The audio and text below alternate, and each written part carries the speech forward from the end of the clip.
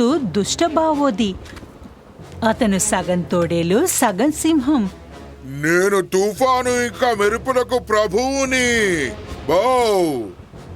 ఇక నువ్వు అగ్నిని పేల్చే ఒక డ్రాగన్వి. పర్పుల్ డ్రాగన్ చాలా భయపడ్డాడు.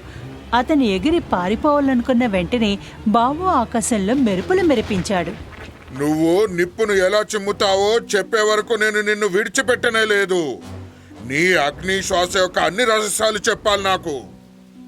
లేదు, నేను ఎప్పటికీ అది చెప్పలేను. అప్పుడు నేను ఎప్పటికీ వర్షం పడేలా చేస్తాను. ఇక నిన్ను ఇక్కడ బంధిస్తాను.